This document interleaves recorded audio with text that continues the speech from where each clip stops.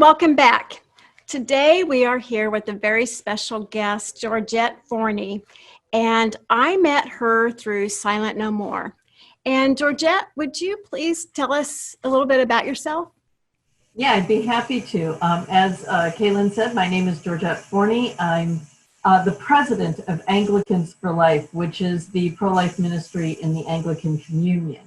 That's what got me involved in this work. As a 16-year-old girl, I had an abortion and found healing 19 years later. It was after my daughter found out as a third grader. She was about 8 or 9 years old at the time. That's when my priest invited me to share my testimony at my church. And that started me on this journey that the Lord has taken me on to not only address my own abortion experience, but to help others as well. So now I've been doing this for over 22 years. I helped co-found the Silent No More Awareness campaign back in 2002. And yeah, in 2021, we are already planning our 2018, our 18th event for Silent No More. We have Wow. 20,000 people registered with the campaign. And we not only help women, but we expanded it to include men, grandparents, siblings, families, even the pro-life community. We recognize how abortion impacts everyone and that we need to be raising awareness and helping our culture and our communities talk about this issue openly and honestly. Well, it's great to have you here, and thank you so much for your work. So, one of the things that we talk about is, the polarization of being pro-life and pro-choice. And I feel like it's like this, that when we say pro-life, then the pro-choice, they rear their heads up. And then when it's pro-choice, then the pro-life rears its head up. So I like how in Peace Psychology, Rachel McNair kind of explains it. And it talks about our worldviews, right? And what we consider to be moral.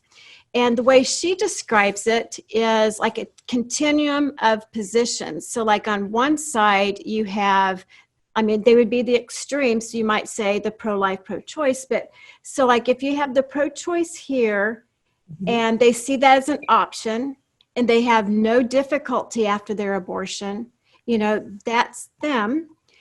Then there's on the long continuum, then on the other side, it's women that have had an abortion that are having difficulty with it. So right. There's a long continuum of positions. And the middle ground is where you see abortion as tragic but necessary. And I thank you for joining us today. I'd like to just share a little bit. I went online and got your testimony, and it was very inspiring. And you say at the age of 16, I became pregnant by a boy I had dated for about 3 months. He was 2 years older than me. And this is how I can resonate with this. You say, when I found out I was pregnant, I wanted to solve the problem quickly. And we know that we're in a crisis situation. It's just like, let's get unpregnant. We don't really think about the baby. We don't really think about that. We push that aside. So that's all about, got to get it done quick, because that's kind of what the brain says. You got to do this to survive. And you said, I didn't want my parents or anyone to know I had been having premarital sex. I was known as good and perfect, who did everything right. And I knew in my heart abortion felt wrong. So you and millions of other women, and myself included, felt this way. It's like the shame of, I'm going to, being pregnant says I've been having sex. And so to cover that up, right? So tell me about when you said, I knew in my heart that it was wrong. Can you talk about that a little bit? Yeah, I remember driving along and thinking, this feels wrong. And I remember thinking, but, I see these headlines, about, abortion is legal. So, the system says it's okay. So why am I feeling bad about this? Why am I questioning this? It's legal, therefore it must be okay. But internally, I think that's I don't know if you would call it the motherhood connection, or how you want to identify it. But there was clearly an internal flag going up, if you will, that said, this isn't jiving. This isn't the natural process. And that, I think, is really probably, that was an opportunity I had to maybe stop and give more thought to what I was doing. But as you noted, when we're in that crisis pregnancy, we're not thinking clearly. We're looking at a problem and we're looking for a very quick solution.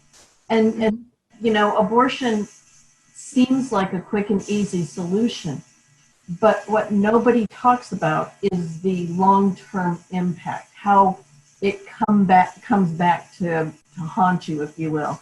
I would say that, for me personally, I would never have dreamt that after I had my abortion, I would ever get involved with the abortion issue, either pro-choice or pro-life. I was just one of those women that had an abortion.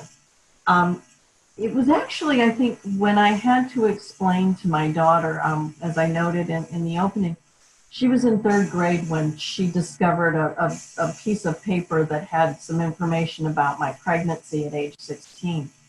And it caused her to ask questions. Mm.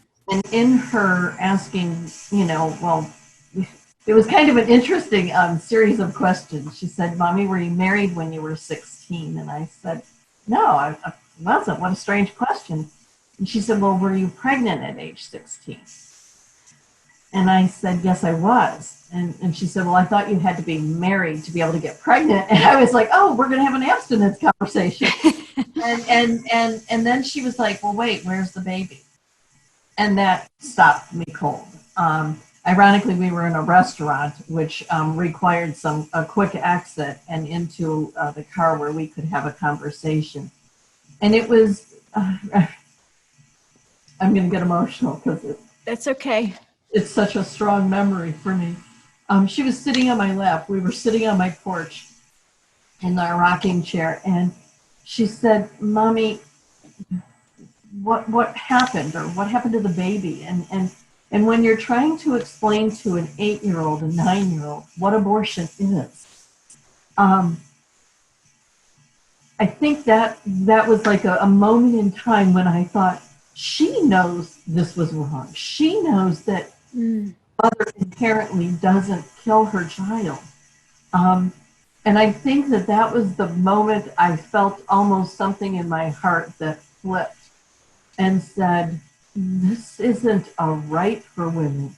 This is wrong in our hearts and for our future children. It is a wrong message. It is a wrong way to go. It is not the motherhood I wanted her to see in me. That's powerful. But that is the motherhood she had to come to understand. And she had that process. And I always think about, that was the moment I fell off the parent pedestal, and she came to understand that her mother was far from perfect and far from having all the answers. Yeah. Well, it's wonderful that you were so able to be authentic and open and transparent with her, instead of just not letting her understand that. So many times parents don't do that. They don't fully explain to an 8-year-old, thinking they're not ready, or we don't want to, those subjects we don't want to talk about. Yeah. I want to take you back on your story. It says, and I'm talking a little bit about the consequences of what happens after the abortion, and how trauma happens. But when you say When my turn came to go into the room, I remember wanting to turn and run. And I have had so many women say that same thing to me. And even myself, I remember just turning my head to it all and just saying, how in the world did I get here? I never, ever thought, my goal was to be a virgin and to get married, to be a virgin when I got married. I never would have seen myself having an abortion. And I know that, I help with crisis calls as well. And even though they say, okay, I'm for abortion, I just didn't ever think it would happen to me. And so, and I didn't know I was going to feel this bad. And so when we really unpack it, when they're open and honest and not in denial, like we were for so many years, but when they're open and honest, they say, well, yeah, I felt like there was something growing inside of me. And yet inside, I felt like it was wrong for me. And you had said after the abortion, you decided to pretend that, like the next day, that you decided to pretend the day before hadn't happened. And you said you stayed that way for years. So it was the 8-year-old, that instant. Is that when your defining moment came? And no, when I woke up, I was at my sister's house, and I had spent the night there. And as I was getting dressed, I kept crying, and I couldn't figure out, like, I'm relieved this problem is over, but I'm a wreck. And I'm thinking, how am I going to get dressed and go home and act like everything's normal? Because my mother didn't know I was pregnant, and she obviously didn't know I was having an abortion. And I remember as I was getting dressed thinking, well, yesterday didn't really happen. It was just a bad dream. And I as a 16-year-old, and after I've now learned more about trauma and all that, I can't help but think that was my coping mechanism, that I went into a place of denial where it didn't really happen. The whole pregnancy thing didn't happen. And none of it was like, but it was all over, and we were, I could get back to normal if I could just stop crying. And so I think that's the time I walked into denial. And then it was actually, it was a weird set of circumstances. And just quickly, our daughter had started kindergarten in September. And about a week after she started kindergarten, I got really sick, and I ended up within the month being diagnosed with ulcerative colitis. Oh, wow. I said and the doctor was like, you're going to be on medicine for the rest of your life to deal with this. And I said, well, where is this coming from? What's the source of this? And he looked at me and he said, in your case, I think anxiety. And I was like, wow. That's kind of weird. That's, I was expecting more of a physical issue. And about a week later, I stumbled upon Psalm 139, that at the beginning and the end, what caught my eye was the fact that it's David praying, show me my anxious thoughts. And I thought, well, I guess if David can pray it, I can. So I started praying that. And that was October. And in February of that following year, I was downstairs in my basement cleaning some stuff out, putting some wash on, and I found my yearbook for my junior year in high school. And that was the year I had my abortion.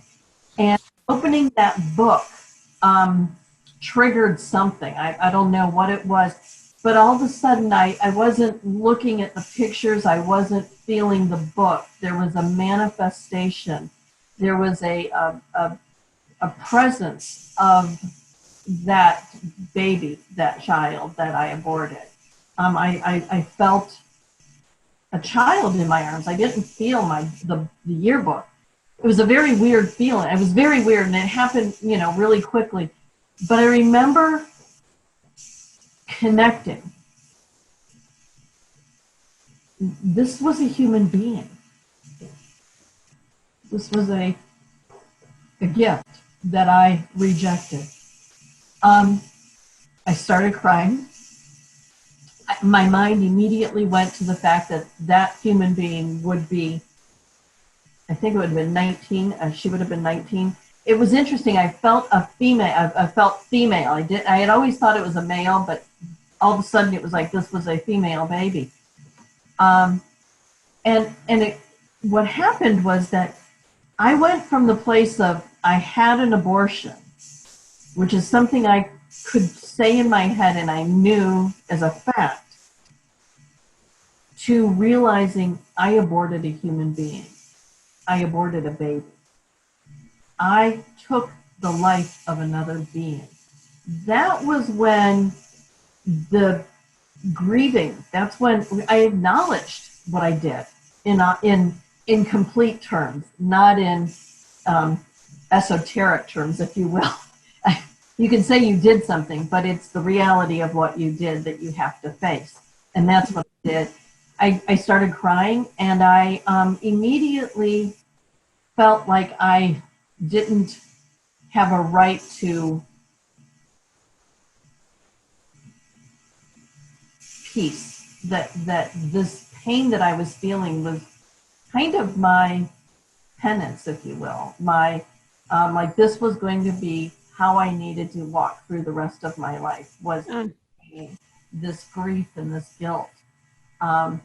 So it was very much a relief when I reached out to a friend who I knew had had an abortion, and she started sharing with me her healing program and invited me to attend it. And that's when healing began.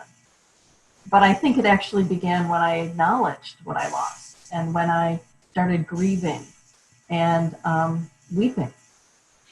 Yeah, because they say it's a fragmented self. If you have this situation, that you can't internalize it, that it's a fragmented self when you're in denial.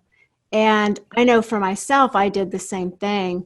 I had trauma myself when it was seven years later after I had my abortion. I saw the ultrasound of my next pregnancy. And I know that in one of your stories, you say that sometimes that happens, and it's happened a lot of times with people that I've talked to, that they see the ultrasound and it wasn't a blob of tissue, a cluster of cells, a product of conception. And that's when my denial, I couldn't deny it any longer. And that same situation, but acknowledging that that was a human being.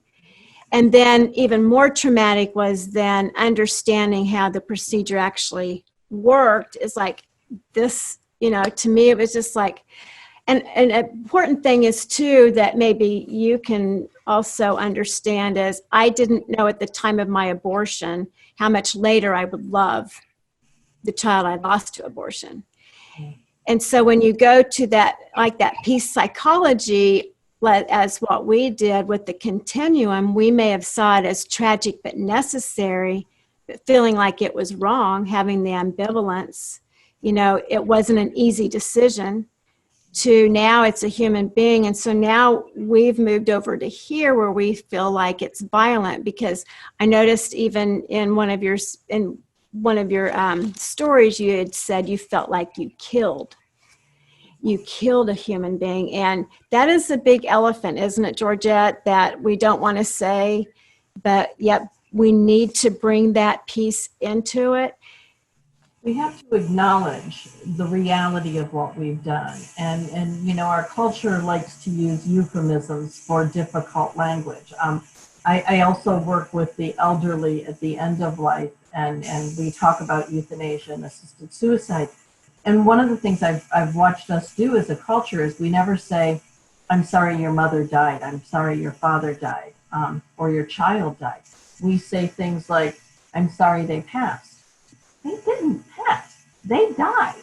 We need to own the language and think carefully about the words we use, because they are important. And it really comes back to the fact that life is important. Human beings are important. Every life matters. Every life is sacred. And therefore, when we use those code words, those protected words that deny the reality, we are in essence denying the importance of somebody's humanity. And I think that that's really been a disservice to us culturally that we're reaping the reality, the consequences of that, even in the turmoil we're facing culturally right now, Yeah. with the protests and so forth. Well, you bring that up, by saying we need to acknowledge like that maybe we've killed our, maybe we've killed our babies or that they were human beings. There's some people that say you're doing that because you would like to make women feel bad about their abortion, and that you have, you have like an agenda that you're trying to make women feel bad about their abortions when they really don't feel bad at all. Could you address that? Yeah, I think that's a really important question. Trust me, nobody is ever nobody associated with the Silent No More awareness campaign or the work that we do would ever intentionally drop a guilt trip on anybody or try to shame them. I'm very sensitive about the use of the word shaming in this whole process, or stigmatizing. And it goes back to a couple of points or realities, if you will. And one is that, as I said at the beginning, there was something internal that I knew I was doing that I was not at peace with. I was struggling with. But yet I did it. And I think that conflict, that any time we experience inner conflict and we don't have peace, that's going to generate in us our own level of ongoing conflict or ongoing unease, dis-ease, guilt, shame. Those things are often more internal than external. When I really saw this was in my own life. I didn't have anybody shaming me. I simply came to that conclusion in the reality of an emotional experience, a kind of weird spiritual experience. That was just me in my basement. I didn't have any external pressure. And the other thing that I would say is that early on, when I was starting to share my testimony, I had just come to work for Anglicans for Life, and I was sharing my testimony. And I had been invited to be on this website. And this is back in like 1999 when the internet was still really brand new. And I had run into a couple that knew my story, and they were starting a little website thing, and they wanted to put women who had abortions, our picture up there, a little testimony. And then it was, you could email this Georgette, or you could email Cindy. And women would email me. I mean, we weren't promoting the website, and we weren't saying, hey, you should feel guilty. We were simply sharing our own experience. And if you wanted to connect, there was an email address. You could push the button and write an email. And it amazed me that 99% of the emails I would get were written about 2:00 in the morning. Oh, interesting. There was, and it was almost, it was a rare one that was written during the day. They were always written in the early AM hours. And I always imagined these women basically sitting up in bed and just having that dis-ease, that unsettled spirit, and searching for somebody out there that could connect with what their pain was. If you stop and think about those two sides that you talked about a few minutes ago, neither side is safe. The pro-life side says you're a murderer, you killed your baby. Well, who wants to hang out with those people? Right. On the opposite side, the pro-aborts, the pro-choicers, they say you can have a baby when it's more convenient. It was just a blob of tissues.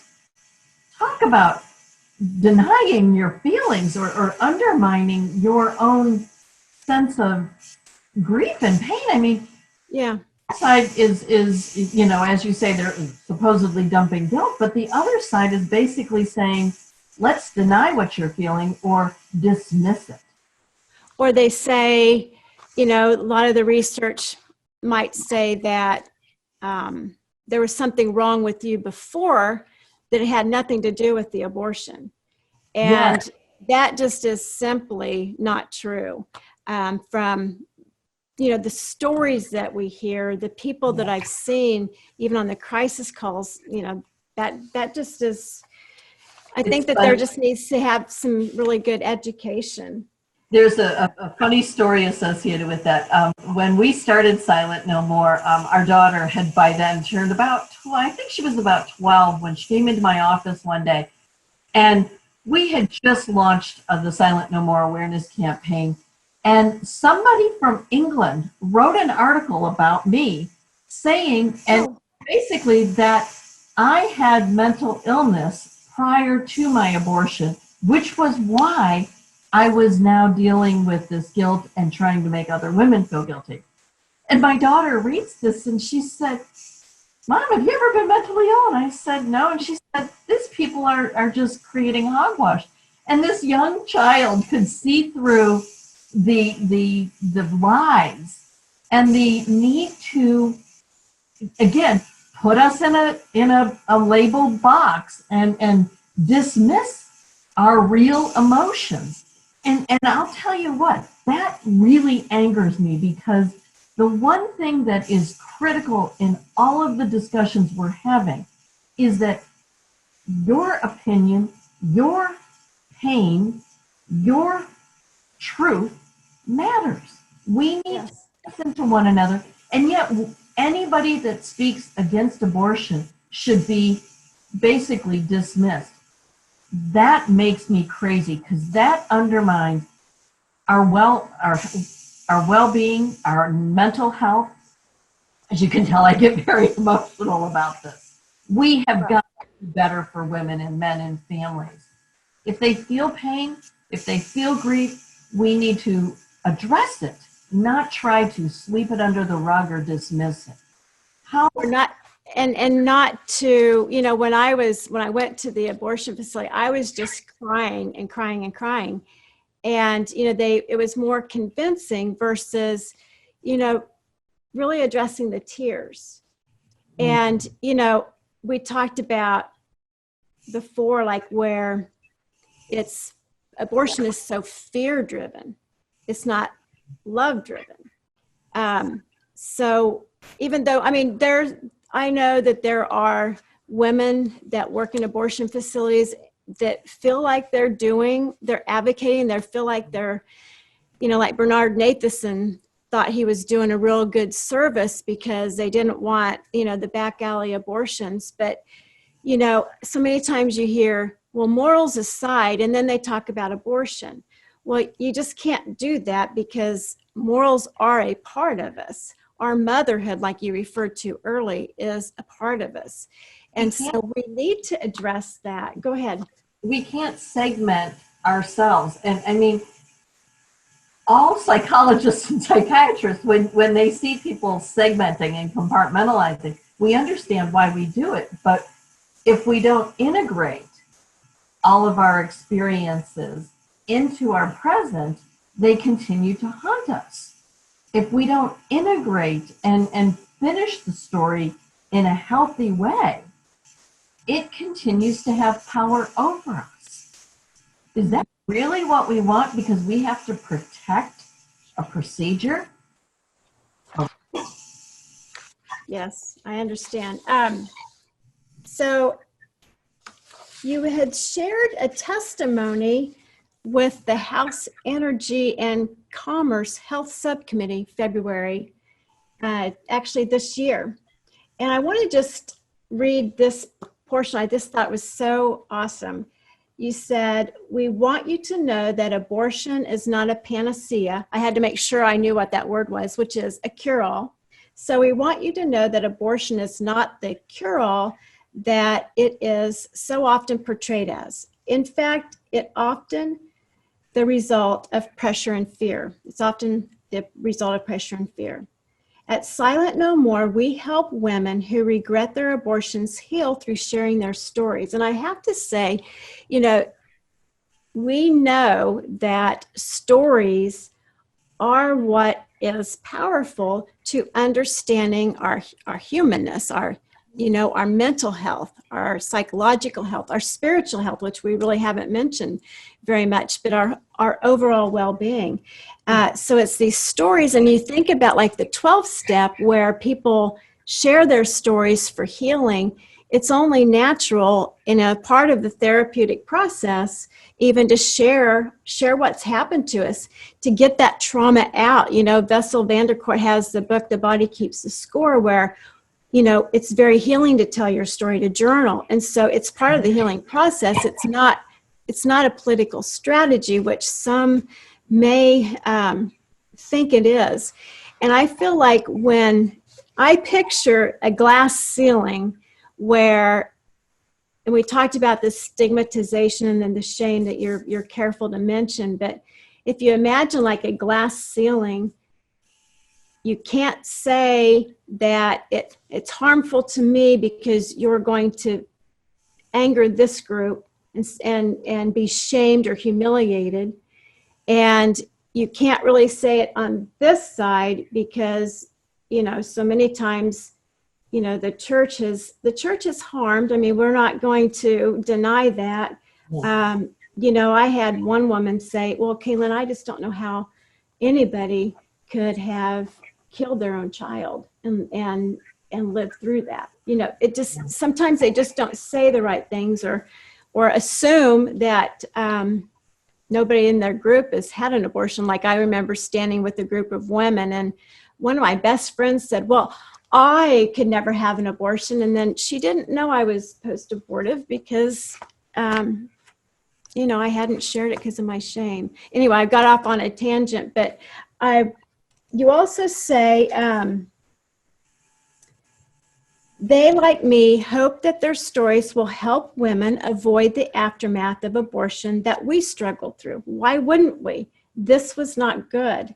When I was 16 and I found out I was pregnant, I was scared. I felt the baby felt like a threat to my future, and I feared people would think less of me for being pregnant. I didn't know what abortion was, but my friend told me it would fix my problems. Mm-hmm. As I drove to the clinic, my internal moral compass told me this feels wrong.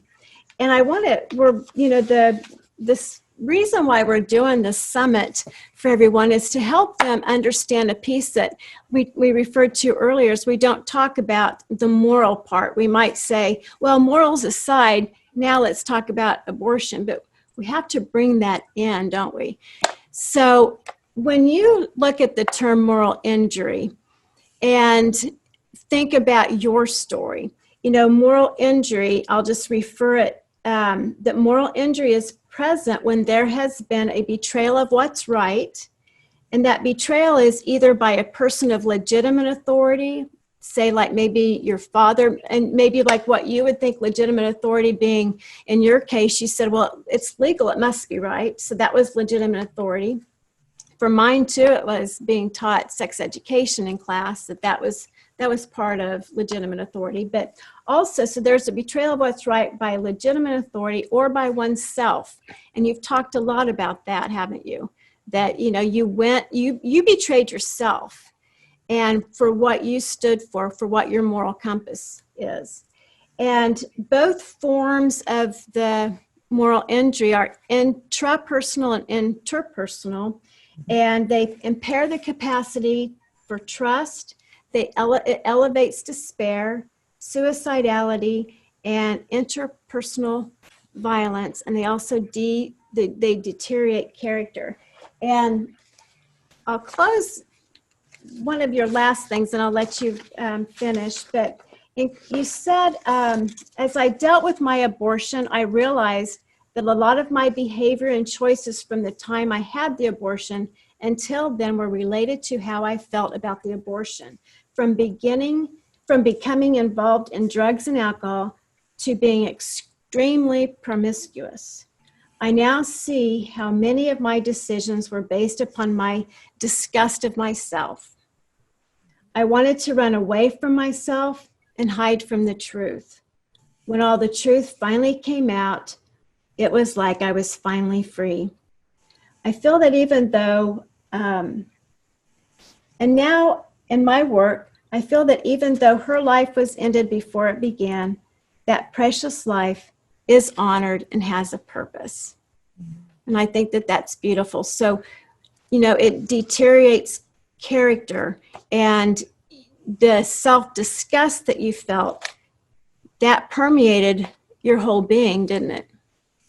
It did, and it not only did it allow myself to never feel good enough or enough, but I allowed other people to treat me poorly. I allowed myself to be disrespected, to not be honored and appreciated as a human being. In my relationships, there was more than one that was abusive, but it really, it undermined who I was, and it was such a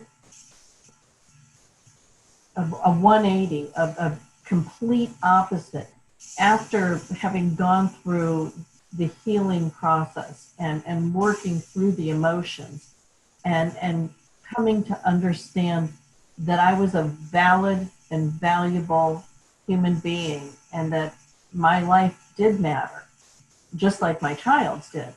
That was important for me. I remember a friend of mine saying, "You have a new confidence about you." Oh, that's awesome.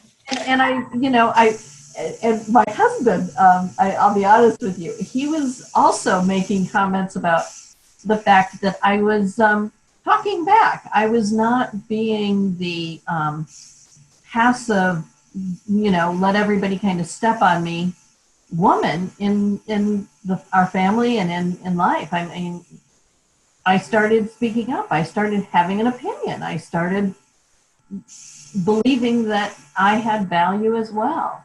And I think that's probably one of the most inspirational reasons why I love being part of the Silent No More Awareness campaign, is that when we are up at the Supreme Court where we share our testimonies in January as part of the March for Life events and all of that, when a woman stands up and shares her testimony in public at a microphone, especially in front of the Supreme Court, there's this exchange that happens. This Connection.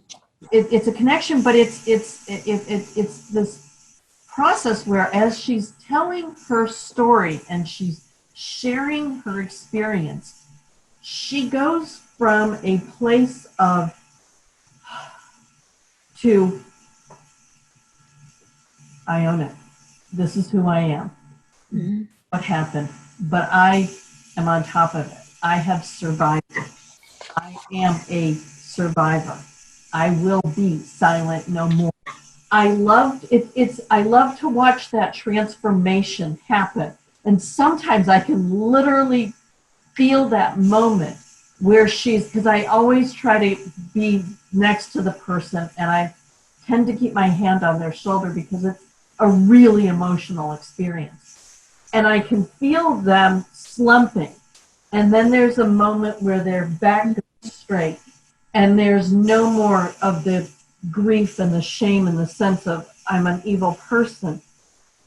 But now they're a forgiven and set free person. And that's incredible. Live into who they were created to be. And I love that. I live for that because we are setting women free from the bondage that this pain and this shame and this guilt has chained them with for years. To see a powerful example of that, a woman on Facebook has taken to doing photography, and she reads women's stories and she captures the before and the after. The before they go through healing and then the after. I think it's called abortion, after abortion Her name is Angela Folker. Oh, I'd have to look her up. I haven't seen that. The images are so powerful. She really thinks through how to portray our stories, and she does a phenomenal job of capturing in a artistic manner what I physically and emotionally feel at the Supreme Court. She does it through her photography. It's a very powerful thing to see, and I would encourage your folks to check it out. I'll try to get a link so maybe you could include it somehow. That would be wonderful. Yeah, we can do that. And I just think too, like with these women, so I have some like on the steps, that was part of your testimony, just like when I was 16 years old, I found myself pregnant. I made the hasty decision to have an abortion out of fear of anyone knowing. So going back to in the helping profession, we need to work with those fears because sometimes they're perceptions, and the perception of what my life will be like is not always true. So we have to deal with their how they're feeling and taking that as the issue, not as the pregnancy as the problem, but the fear-based. Yeah. The father of our baby didn't want the baby, and he suggested I have an abortion. I was afraid of being judged and rejected by my parents, my church, and my community for having sex before I was married, and rejected by my fiance if I didn't have an abortion. And that just is not a one-up situation. This happens so many times, and there is a lot of coercion and pressure for women to have an abortion. And it's just pretty sad, isn't it? So well, the theories behind how this was going to be a good thing for women, our stories dismantle that argument, and that's what makes it difficult. And that's it's interesting. They really want to. well, thank you so much for joining me. The pro-aborts, the media, they don't like covering our stories. They love the 1 in 3 pro-abortion women's stories, but they don't like ours because ours don't meet their narrative. And that is so unfortunate, because if we're pro-people, pro-women, Me Too, all of our voices count, then all of our voices should count. And where we see people trying to dismiss or deny somebody's voice, we need to call them out on it, because it has to be consistent, and we have to do it whether we like what they're saying or not, whether it makes us uncomfortable or not. Our stories are going to make people uncomfortable because they reflect a society that has not met the needs of women. And whenever we now go into counseling and we seek help from our professional guidance, our professional counselors, and they want to continue to undermine that our pain because it's not the narrative they want, they're not. Well, and I would have to say that they don't know. I mean, some might, if the presenting problem, they come into the office to say I had an abortion, which I have a lot of close friends that are professionals that have had that experience. In fact, Dr. Harold Koenig shared about a 70-year-old man who was he was haunted by convincing his wife to have an abortion. So I want to go back to the moral injury piece. One quick question is, shouldn't counselors be seeking to ask some key questions about potential places where trauma might have entered in? I think that as counselors, as professionals, asking and seeking some more background. I get where you have to start where somebody is. Yes. Helping people to get the full picture, it requires questions. And I really want to encourage your co-counselors, your peers, to recognize that needs to take place, because oftentimes these kind of things are really under the surface, and women are not comfortable, especially, to talk about it, but obviously men as well. I'm sorry, I interrupted. No, you're absolutely right, because it gets a good point, because I just read the Gallup poll, and 50%, I think it was over 50%, have a moral issue with abortion.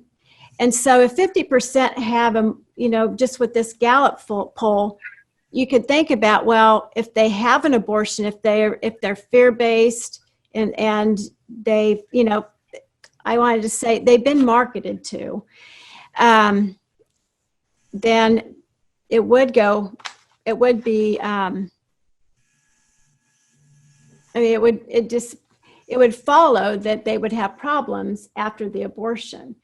And so, yeah, and we do suggest to all mental health professionals to put on your intake how many pregnancies and what were the result of those pregnancies. Exactly. Because so many times, and I had a client one time, she had been to a different therapist for 7 years, had not ever revealed her abortion because she hadn't connected the two.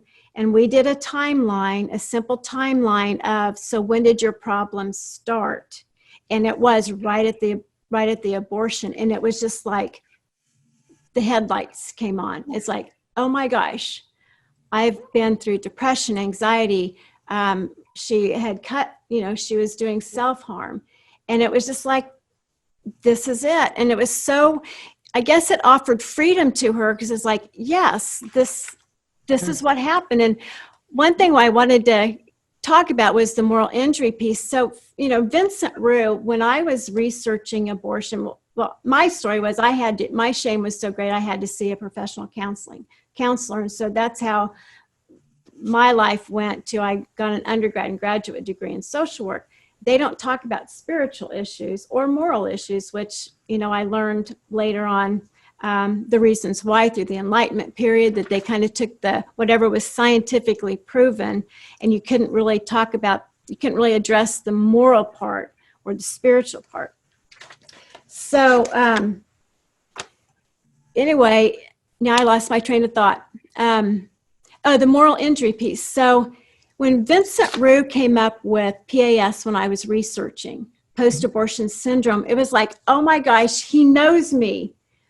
This is a man that understands me. And so I was so excited that I wasn't alone, because you feel like you're alone because you're not sharing it with anybody.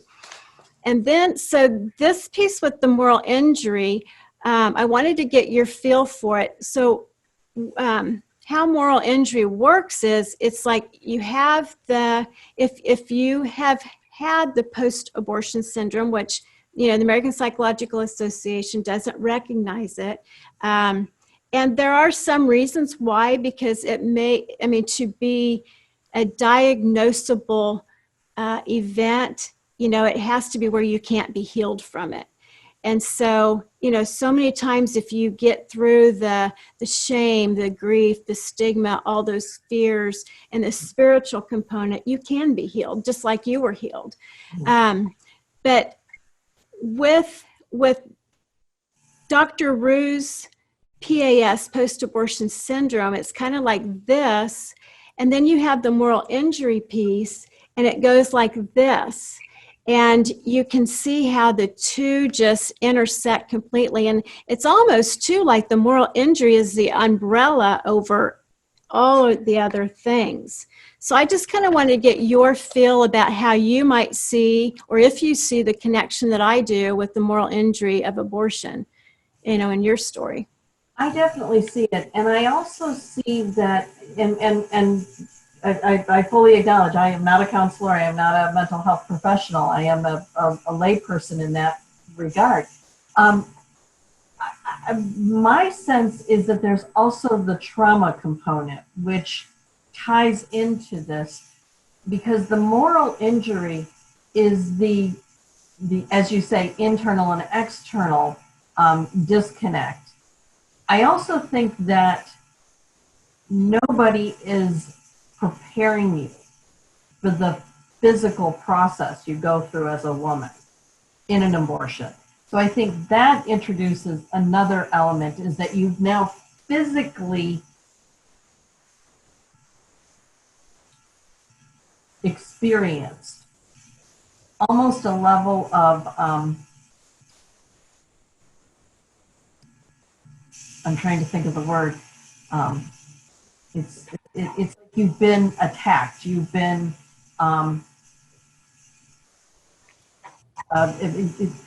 you've been violated.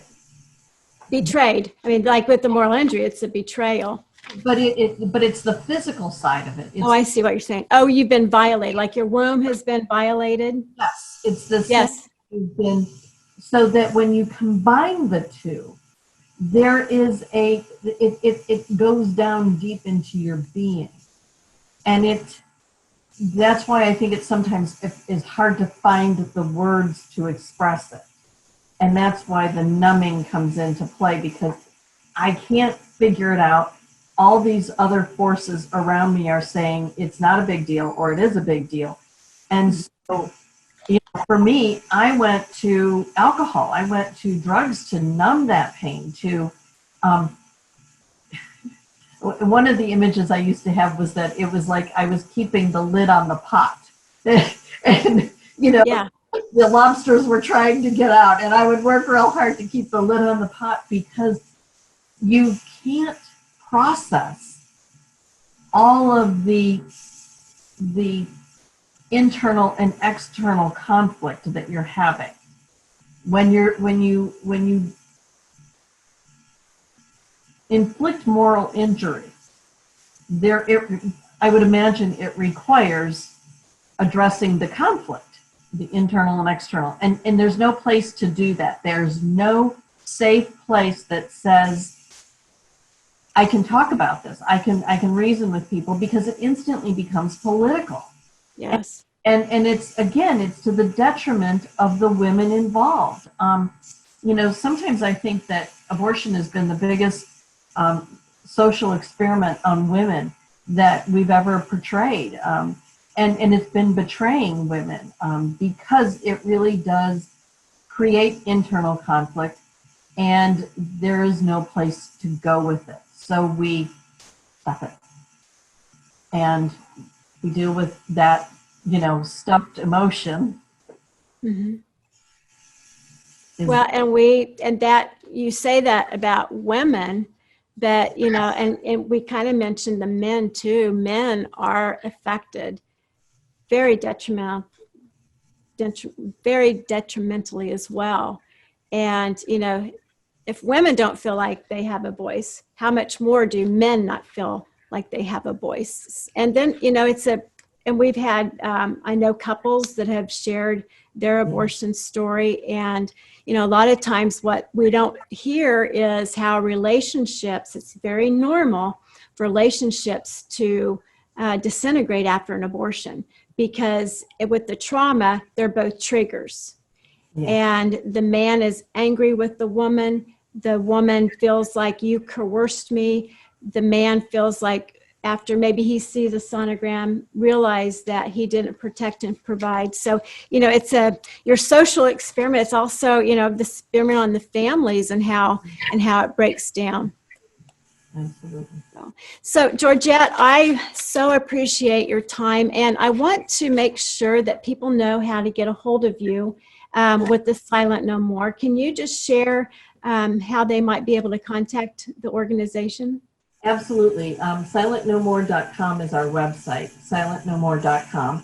And then you can hit, if you do mail at SilentNoMore.com, that comes to me, or you can put my first name in there, Georgette at SilentNoMore.com, to get an email as well. So we have lots of ways to get to us. So. Well, and I want to just wrap up and just thank you for your long service, and just the help that you give to empower women to become what God created them to be. It's just, and I know that feeling, because when I make that connection with people, there is just real sisterhood and connection, and that we, just like the 12th step, how alcoholics, how they have this band of brothers or band of sisters. Yes. It's like we have a band of sisters that we help empower each other to be our best when something very terrible in our life that we didn't think that maybe we could ever heal from or recover actually turned out to be, making beauty out of ashes. So Yeah, everybody wants to be in our sorority. I really wish we didn't have such a group, but yes, because we share this common pain, this common grief of our children being dead by our own hand, if you will, there is a connection and a bond and an ability to have empathy with one another that is critical. And people need to know that they don't have to suffer alone, that there are lots of women and more men's ministries are growing and sprouting up. We have to help folks deal with their pain, deal with their grief. Unresolved grief is detrimental to our society. And we see it in so many ways. And I am honored to be able to play a small part in it and meet great folks like you and connect and glorify God. yeah, thank you so much. I appreciate it. And anyway, we appreciate you and your work, and thank you so much for joining us. Thank you. Blessings to all.